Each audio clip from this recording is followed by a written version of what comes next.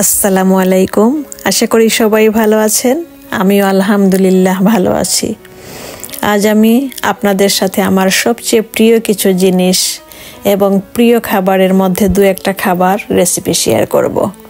আর একটা parcel open করব।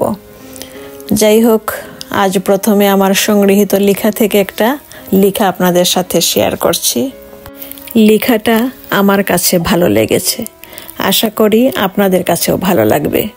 লেখাটা হলো, এতটা নামাজি হইও না যেন সবাইকে দেখে বেনামাজি মনে হয়, এতটা নেককার হইও না যেন সবাইকে দেখে গুনাহগার মনে হয়।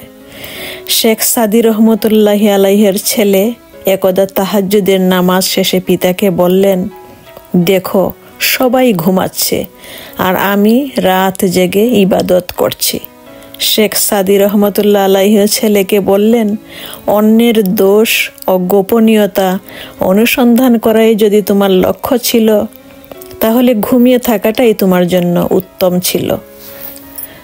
অহংকার বিভিন্ন প্রকারের হয়, তার মধ্যে সবচেয়ে ভয়ঙ্কর হলো নিজেকে আল্লাহর নেক বান্দা মনে করা।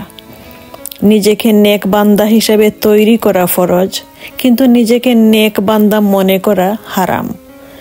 আল্লাহ রাব্বুল আলামিন আমাদের সবাইকে বোঝার তৌফিক দান করুন, আমিন। আজ এ পর্যন্তই।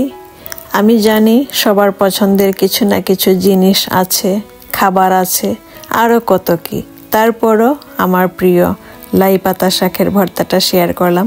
যদি ভালো লাগে লাইক দিতে ভুলবেন না। সবাই ভালো থাকুন, সুস্থ থাকুন, নিরাপদে থাকুন। আল্লাহ হাফেজ।